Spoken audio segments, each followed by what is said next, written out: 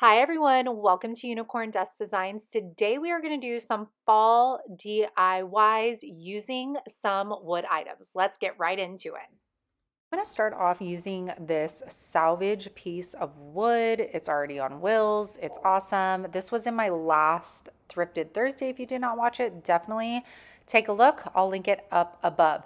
So it took me like an hour to get that dang string off. But after I was done, I cleaned the entire thing up and then I decided to go ahead and take Big Top and clear the entire piece of wood. It was really old, it was dirty and gritty, so I cleaned it off the most I could, but I didn't want to like sand or anything because I wanted to keep, it looked like there was a yellowish kind of paint on there at one time, and I didn't want to ruin any of that, but I didn't want to take the chance of my transfers not adhering to the wood. So that is why I decided to take the Big Top and go ahead and clear it. So after this, we are going to grab our IOD transfers, and this one, they're called Painterly, I think. Tons. If you're a beginner with transfers, this one is going to be perfect. Has so many pieces on it. So I'm going to start off by taking the pieces of lavender, and I was able to basically use two pieces out of one stem on this, and I'm going to use the lavender, as almost like a backdrop for the sunflowers. And then all I'm doing is taking that transfer and I am scraping on top or pushing it down as I'm lifting the transfer sheet up. So you can see right here, it's going on effortlessly, and I'm going to wrap that around the entire piece of wood. So I'm showing you this side because there's so many grooves in this thing, but you can see how the transfers are still catching in all of those surfaces and sticking, like I was going to say awesomely. All right, so now I'm going to take some of the sunflowers and I'm going to overlap my transfer on top of some of that lavender on this side. I'm also going to grab two more, and I'm going to put one on the top, and I'm going to go around the curve of that piece of wood. So all I'm going to do is lay my wood on its side, and then I'm going to bend that transfer so it doesn't break, and just keep on pushing down and peeling up on that carrier sheet. Always make sure that you burnish your transfers by rubbing that carrier sheet onto your transfer. Now I'm going to take a stem on one of them and have it look like it's coming up from the side and then like laying on the top. And you just layer that on top of each other and it looks so beautiful. This is a great fall piece that can be used all year long, but sunflowers scream fall to me. And now I'm just finishing it off by applying another coat of of Big Top. You could also use clear wax as well, but I really wanted this to be durable so somebody could set whatever they wanted on it, like a plant, things like that. So I chose that, and this is how it turned out. I am so happy with it. My husband was convinced it was going to sit in the garage forever, but check me out. Love these transfers. They're very easy to use. The pieces of lavender, I think, add that extra detail around the sides, and those sunflowers just look water painted. They're absolutely gorgeous. Let me know what you think of this salvage wood flip for fall. I'm going to start off right away with this wood plaque. I thrifted it for I think $2.99. I'm going to take Cherry Picked, which y'all know is my new favorite fall color from the DIY paint line. We are going to paint the entire thing with one coat. It could be a messy coat. It does not have to be pretty. After we're done, I'm going to grab my Crackle Medium. This is from Folk Art. I do have it in my Amazon store link. And the trick with this is you want to do one stroke strokes. You guys are picking up what I'm putting down. Anyways, so you want to see If you see right here, I just do one pass with my paintbrush. I love applying this with my chippy brush. And then I am going to get my heat gun, accelerate the heating process, and it's also going to give me more crackles. I know there's other crackle mediums out there, but this is just my go-to way of achieving my look. Well, in other news, I got caught up watching A Walk to Remember and forgot that my phone was not above. So what I did was I got faded burlap and applied one coat with one brush stroke, I guess you could say. I did not go back and forth. And this is the beautiful crackle we are getting with that. Now that the movie is over, let's carry on. So I'm going to take my IOD fall stamps. I believe these are from last year. I'm going to take the big pumpkin, small pumpkin, and the vines over here. And what we are going to do is we are going to layer our stamps. So I put the big stamp there just for placement for now. I'm going to take my smaller stamp first and I'm going to lay that down. And I'm doing it this way because I want that small pumpkin in front of my bigger pumpkin for my end result. So I'm going to push that on down. Now I'm going to grab my mask, and masks usually come with all of your IOD stamps, and this is so that you can create layered projects like I'm doing now. So I lay that big pumpkin stamp over the top of my small one. I'm going to rub that down, and then when I lift it, you will see that it looks like the big pumpkin is now behind the smaller pumpkin. I'm going to do the same thing with the vine stamp as well. After we are done, I'm going to take out my paint. So I'm going to be using Summer Crush and Queen Bee for my pumpkins. And you guys, this is such a great way to have some fun and pretend that you're an artist, because these stamps lay out the base for you. And all you have to do is fill in the lines with whatever paint color you choose. So for my big pumpkin, I'm going to do Summer Crush. Then I am going to go in with Queen Bee and I'm going to do the small pumpkin. For the stems, I started out with Sandy Blonde, but it was just a little too light for me. So when it was almost dried down, I went in with Dark and Decrepit, and I kind of just outlined it and gave it a little bit more depth and color, because you could see the yellow one. You could hardly even see the stem on it.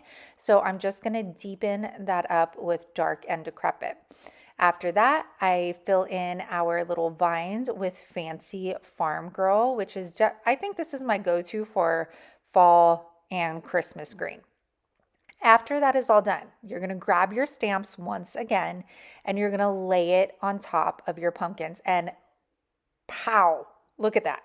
It just, all of those details is so beautiful. And you guys, the color combos, you can do this any way you want.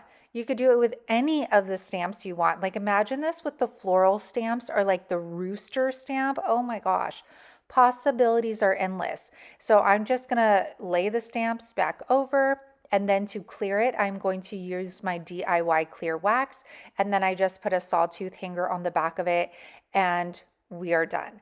This turned out so beautiful. It is still a little wet. You can see the spots where it's lighter. That's where it's starting to dry down. But the depth and the detail in this piece is so beautiful, and it was so easy to do with the IOD stamps. If you are going to try this, definitely comment with a pumpkin down below. All right. I actually saw this on TikTok and I was like, I want to make some of these. So I had the candlesticks. You're going to need candlesticks. You're going to need pumpkins. You're going to need florals, and you're going to need foam. So I had these candlesticks. They were actually going to be used for another project, and the tops of them unscrewed. So I was like, these are going to be perfect bases for this project. So I actually was going to paint these, but then after I saw the florals and the pumpkin with the color of the candlesticks, I decided to leave them as is. So you guys, the bottom was a mess, but I'm going to show you how we cover those later in this project. So I'm going to take these round floral foams from Dollar Tree. And y'all, if you can find the green version of this, please do so, because that white foam sticks out like a sore thumb if you miss any any like floral piece, you can see that white. So I'm going to hot glue both of these together. I'm going to do the same thing for the other one. Montgomery and Daddy were helping me downstairs stock paint, so she wanted up on my lap to help. Look at those little hands. Oh my goodness. Oh, so cute. Okay, so after that, I'm going to take the candlestick holders and I put some hot glue on them to fill them because they almost like went downward. So they didn't like sit flush. So I filled it with a little bit of hot glue and then obviously put hot glue to attach the styrofoam to. After that, you guys, those ugly bases, I obviously want to sell these. And personally, if I went to go buy something, I would be like, that's gross. I don't want to spend that much money. And that is what the bottom looks like. So I am just taking scraps of my decoupage paper, tracing it out, and then I'm going to use my liquid patina, lay those on over. And y'all, this is just a great way if you resell, even if you don't resell, if you just like a completed, finished project. These are great ways of taking your scrap decoupage paper, transfers, whatever you have, even tissue paper, napkins, and covering the bottom so it looks like a nice finished piece. Now we are going to go with a different angle. I'm watching Bailey Sarian murder mystery over here. So I'm going to take these pumpkins. They were $5.49 at Hobby Lobby and then 40% off. And they look so beautiful, totally worth the $3 something that I paid for them. So I took Gorilla Glue, put those on, and then hot glue, and I'm putting that around the Gorilla Glue so that I could get that immediate hold and just start working on them. And I do the same thing for the other candlestick as well. And then I'm going to go ahead and just let those set up just a little bit. This dog has an entire house to lay in. Hank? What? What are you doing all the way down there? Huh? What do you have? No beads? No nothing? No. You got bit by a bug, didn't you? And now back to the craft. So whenever I'm doing florals, I am definitely not a master or like I don't do florals all the time. But what I've learned is I like to personally start with my biggest florals first. So I decided to use these sunflowers. I tried this like burlap looking one, but it just wasn't looking high end. No. So we put that down. We're going to focus our bigger florals on these sunflowers. And then I'm taking these are actually new this year, or at least new to me from Dollar Tree. And you guys, they are gorga. Seriously, they're so beautiful. There's like a reddish one and an orangish one. And I like to take whatever florals I'm using and cut all of them off so that I could just kind of like grab and go as I'm moving around my piece. So I am taking my main flowers, so those sunflowers and then these new ones from Dollar Tree, and I'm going to focus on filling those in first. After I get the main florals in, that is when I'm going to start going around and start filling in with other things. So like I grabbed some Dollar Tree maple leaves right here. I'm going to cut those and use those as some fillers. And then I also take these burgundy florals. Oh, I don't know what they're called. I'm going to show them right now and you guys tell me. But I'm not going to make you watch this entire thing because it took me a long time. These flowers right here. What are those called? Don't know. But I just went in and I filled. And again, you guys, if you could get the green versions of the styrofoam, do so because I keep seeing white spots and it's driving me insane. But this was the end result of these. What do you call these, you guys? I don't even know. But they look so gorgeous. These would look beautiful on a dining room table or probably an island. These would look nice or even one off. Like the two do not have to be together whatsoever. But I love the floral arrangements. And like I said, all the florals came from Dollar Tree and they look Now I know y'all have been waiting, and here it is, a wood round. So this is an 18-inch wood round. It is 1 inch thick, and I get mine from Home Depot. I already sanded it with an 80 grit and then 220 grit sandpaper, cleaned it off, and now I'm using a microfiber cloth and Early American Stain by Varathane, and I'm going to do the front, the sides, and the back. Then I'm going to stick it out in the sunshine so that it dries super fast for me. I'm going to take the design that I created on my Cricut. This SVG file is available on my website, and it has already been posted for the membership group, along with I think 3 other Halloween wood round SVG files. So I'm going to peel this back. Y'all, I haven't used my Cricut in so long that it was so off. It was cutting through the paper, then it wasn't cutting at all. Oh my goodness, it was a mess.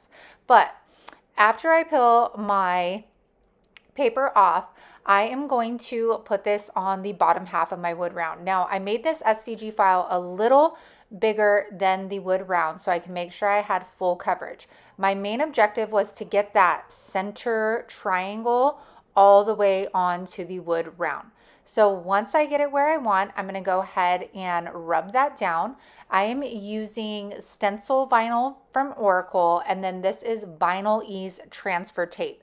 Everything I use on my wood rounds is available on my Amazon store link located in my description box.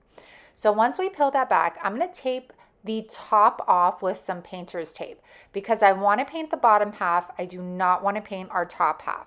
Then I'm going to mix a custom color. I am going to mix Summer Crush with Faded Burlap. Y'all, I need to bottle this stuff. If Debbie ain't gonna make it, I'm gonna bottle this up for myself. So I need to get some jars or something. This turned out to be the most beautiful terracotta color I've ever seen.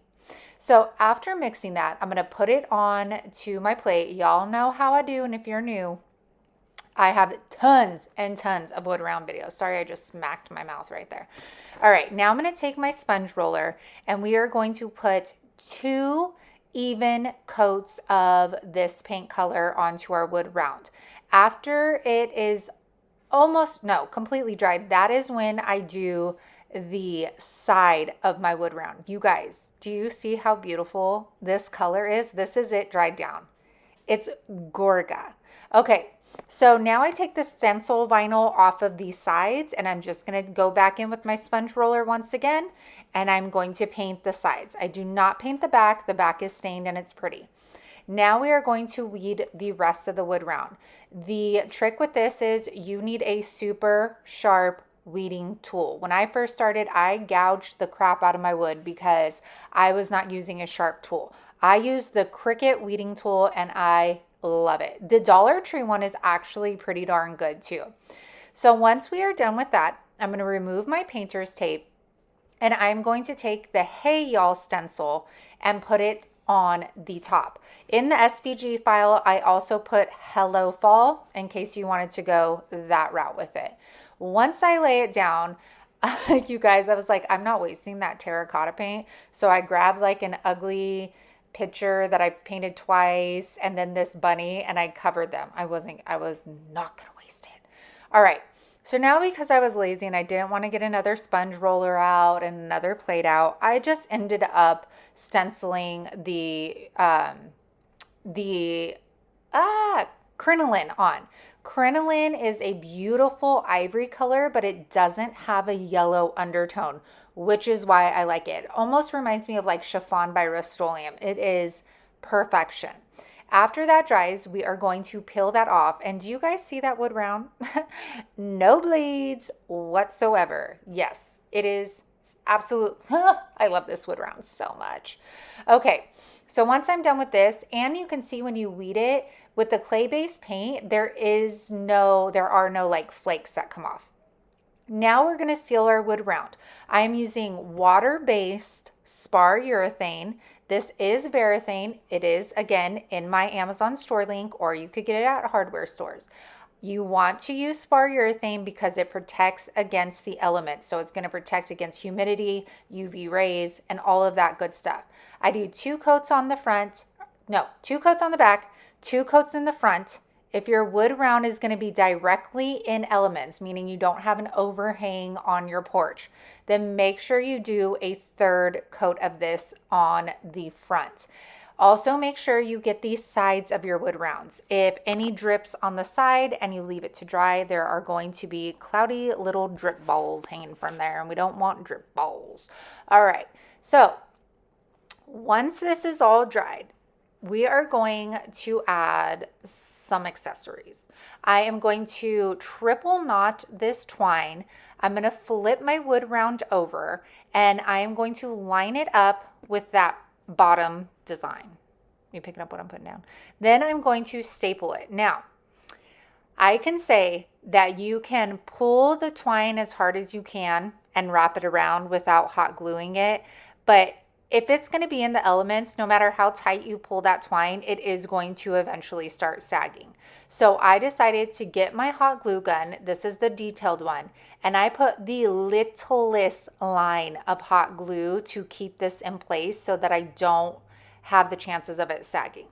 I'm then going to hot glue the sides as well and bring that around the back and back to the front, always hot gluing my sides. I'm going to do this about, I think, 4 times. I do it up until it gets to the bottom of my Y, and then I am going to triple knot again and finish it off with the staple gun so it does not go anywhere. I also staple in the middle just for added security. Once we've completed that, you're going to grab your D hooks. These hold up to 50 pounds.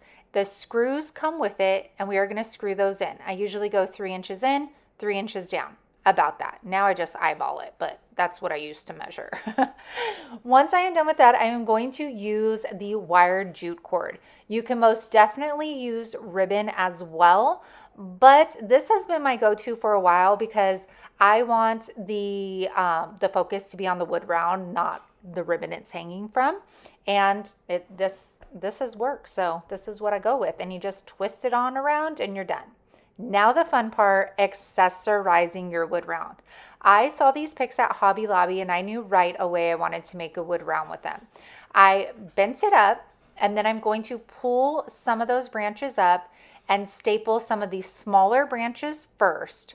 Then I am going to go ahead and staple the bigger part of this pick.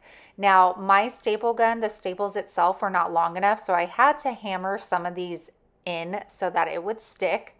I'm going to cut the remainder of that pick off towards the end. I'm using wire cutters. Now I'm going to get that second pick. I'm going to see where I want that placed, cut the extra off. I'm going to lay that back on my wood round, and once again, I'm going to staple some of those smaller little branches first, and then I do the larger pick. Now my bow. I wrapped my bow up 2 times, so it's going to give me 2 loops.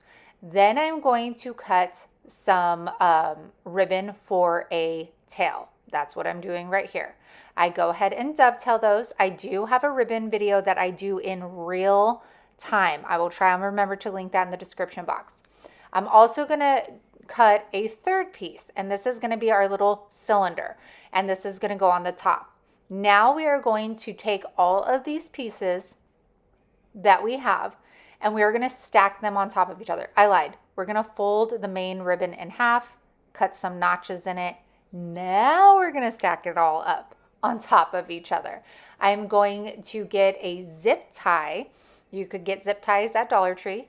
Turn that bow on a round, and then I'm going to close it. Now, don't close it all the way yet. Fluff your bow out. Make sure it's centered, it's not all wonky, and then once you have gotten the perfect bow, that is when you tighten your zip tie. Now we are going to get that staple gun once again, and I staple on the tails of my bow, and then I'm going to staple on the top loops of my bow. I have the picks underneath the middle, so I cannot staple right there. And y'all, this wood round is gorgeous. John's like, so how much are you listing that one for? And he goes, never mind.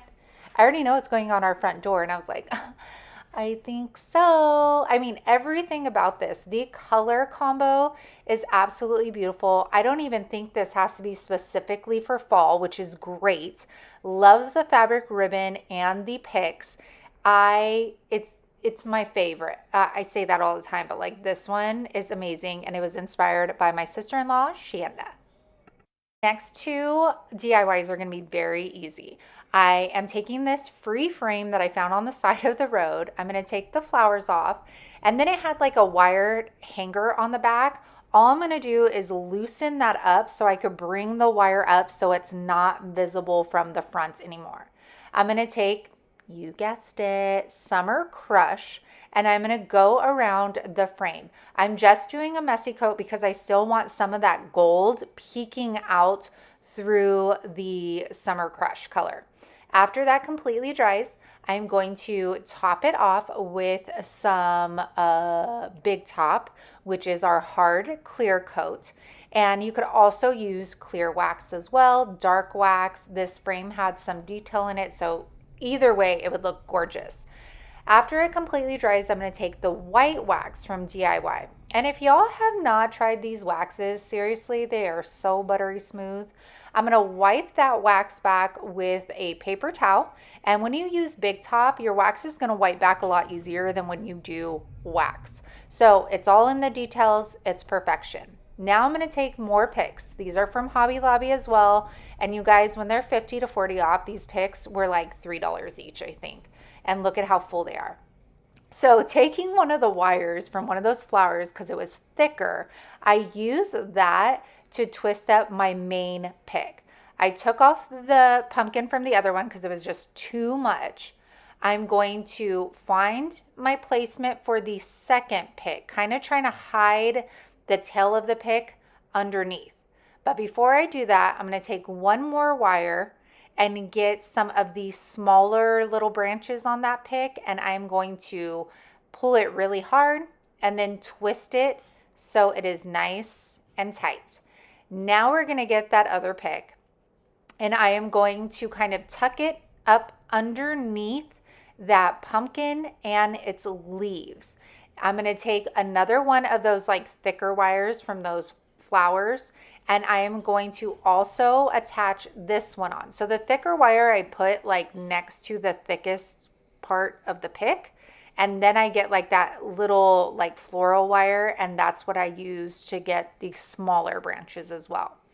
Once I have that where I want, I cut the excess of like the tail of the pick off, and then I feel like it's missing something on the bottom of that pumpkin. See like that gap? So I just took some thin burlap ribbon, tied it in a super basic bow, and then hot glued it on. And nothing was hot glued to the frame itself. So if somebody wanted to redo this next fall, they totally could. But I love how this turned out. For an absolutely free frame on the side of the road, $6 in Hobby Lobby picks, this turned out pretty darn good. And I've seen these on Pinterest as door hangers, not only like inside home decor. So leave me a pumpkin down below if you like this one and you're going to try it with an old frame that you have in your home. Look at how cute that is. I take this big pumpkin from Hobby Lobby. It was $4.99, y'all. And I'm going to take this sepia blossom decoupage paper. I painted the pumpkin in crinoline. And then I'm going to take my smoothie brush. If y'all do like big surface painting or decoupaging, this brush is fabulous. I'm going to do the same thing I did with all the others. I am going to spritz my paper with some water, and I'm going to put my decoupage medium underneath. Whatever's remaining on my brush, I'm going to put that on top. This was a very easy transformation, and I really, really loved how it turned out. I decided to go with crinoline as my base instead of pure white because the sepia blossom paper has more of like an antique look to it, so I didn't want a stark white behind my paper. So I'm going to continue to go all the way up with my decoupage paper up to the stem. However, You're not going to even see the stem, so I don't know why I did that, but you know what? It is what it is. Now I am just going to take some of that liquid patina and I'm going to go around on top of the entire piece. Once it's dry, I'm going to take my finger sander, go in downward motions, get all of that excess paper off. Then I will go back in with my paintbrush with a little bit of liquid patina on there and kind of just brush that to get any of those frayed edges and stuff secured down so we don't have any paper lifting up on us. Next, I'm going to take some paper clay.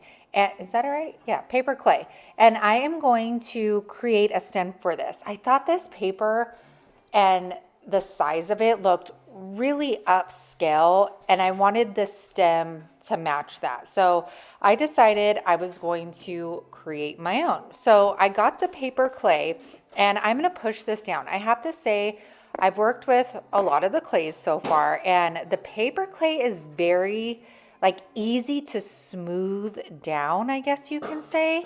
And it's very soft, so it's easy to work with. However, when it dries, it does shrink up a little bit, and that's why I don't like using it with my molds. But I'm gonna go towards the bottom, and then I'm gonna create like these little points, I guess you could say. You guys, what is the name of a stem on a pumpkin? You guys told me last year it's like a caduncle or a peduncle or something weird. Tell me down below in the comments. Now I am going to take this little spatula and create some lines in our stem. I'm going to take my finger after that and just kind of smooth it over. I want the lines, but I don't want them like too crazy. Once this is completely dried, y'all, I am not a master clay person. I totally thought you had to put glue under this to make it stay. So I was like trying to take it off, would not happen. Then I was like, okay, I'll wait till it dries and then maybe I take it off and then apply the glue. No, it does not come off. So I'm just hoping like the clay doesn't fall off, okay? Because it wouldn't come off, but who knows?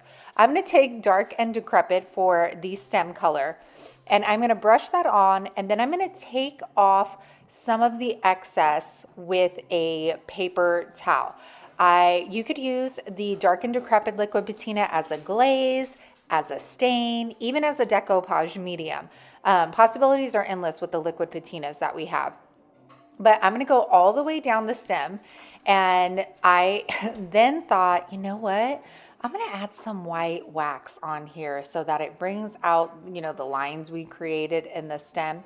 Well, y'all, I did that right here. And then it was one of those moments where I was like, okay, I think I forgot to put the clear wax on first. Yep, I did. And I wipe it back. I was like, oh no, what did I do? What do I do? Take it off, take it off, take it off. So in case you ever run into this issue, just apply some clear wax on top of your colored wax and it'll wipe back again. Okay, so a lot of that white wax did come off, thankfully, because I was a little much. I know I like to be extra, but that was a little too much. And then I debated on flowers. Initially, that was my vision. But then I thought, if I do flowers, I'm going to cover up all of that work that I put into the stem. And to be honest, the showcase here is the decoupage paper. So I struggled for a while, but I decided to leave it as is. Let me know what you guys would have done. Would you have put the florals on there, or do you think I did the right thing by leaving it as is? Because I would have covered up the bees, like partially, like some of the print, and I just think the decoupage paper just is everything on here. You know what I'm saying? Let me know what you think. Our last DIY, you guys, is another ghost painting. I'm sorry, I'm addicted. So we are going to use this decoupage paper, and you could seriously use any one of these pieces to do a ghost painting. But I realize how hard it is for other people and myself including to find actual paintings to do these thrifted ghost portraits. Montgomery's sitting with me. So I was thinking, what can I use that, you know, is it accessible? And then I thought this decoupage paper is absolutely perfect. So I grabbed this old wood sign that I had, and I'm just going to do a very solid white swan base on it. Obviously, I needed to cover up that Y that was on there. And I'm going to leave that to dry. Now I'm going to take my decoupage paper, and y'all, this couldn't have fit more perfectly on this sign. And as y'all know, I'm going to take liquid patina. I'm going to do a coat on the bottom. This time I guess I didn't want to use the mister bottle. And then whatever excess I have, I'm going to put it on top. I'm going to do this all the way up.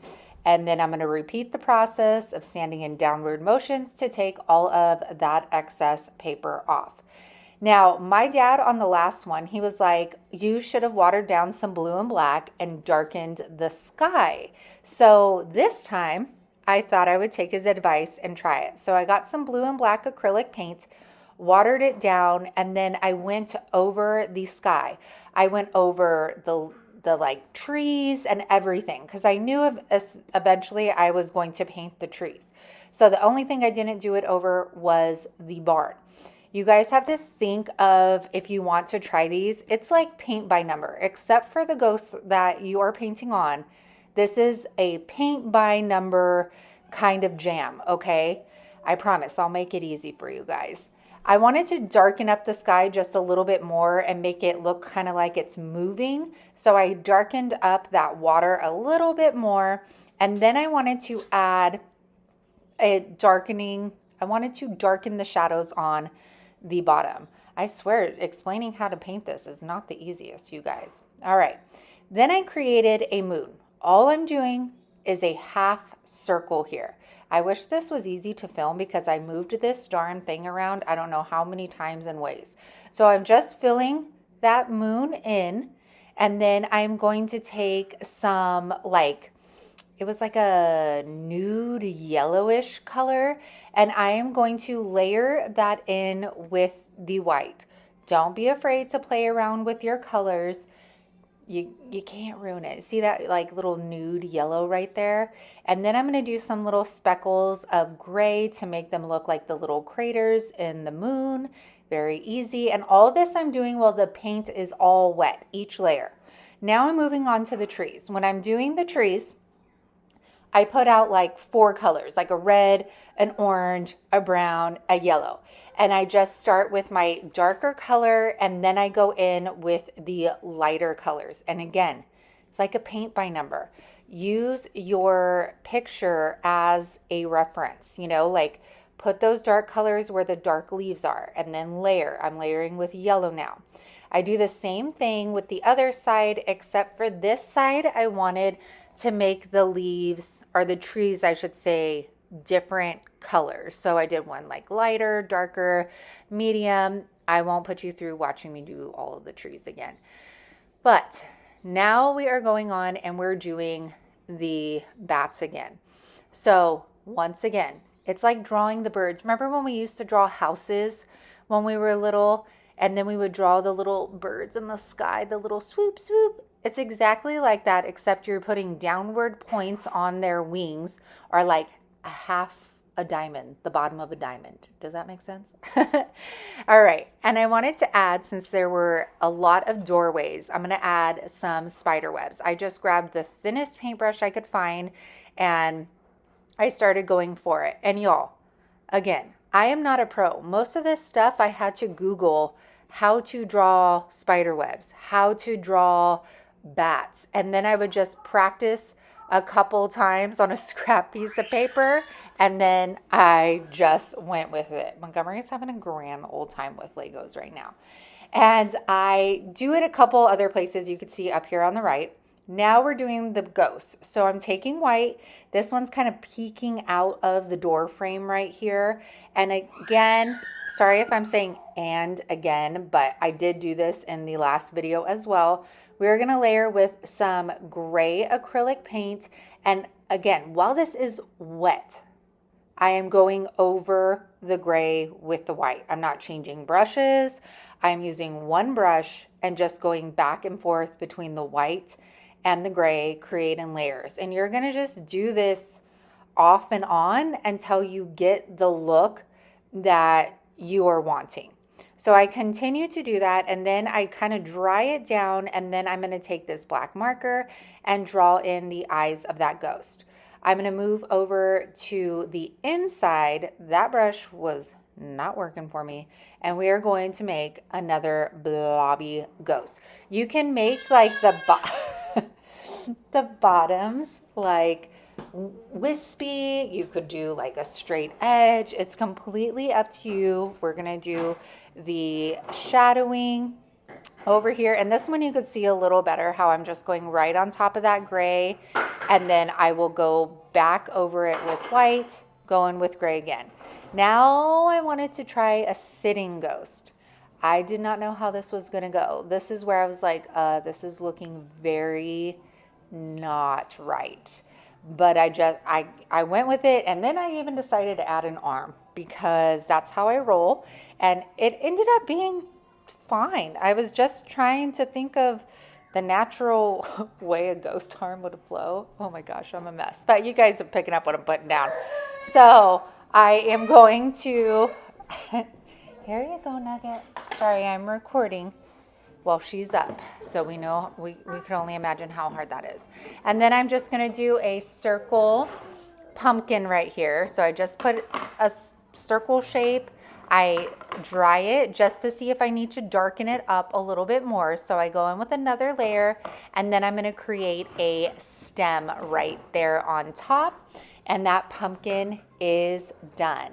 I added some more of that nude yellow into the shadows so that it looked like the moon was shining downwards, and this is where you just have to have fun and play around with it and add, you know, a little bit of everything. So I'm going to finish this off with Big Top, clearing it off, and this is done. I really like how this turned out.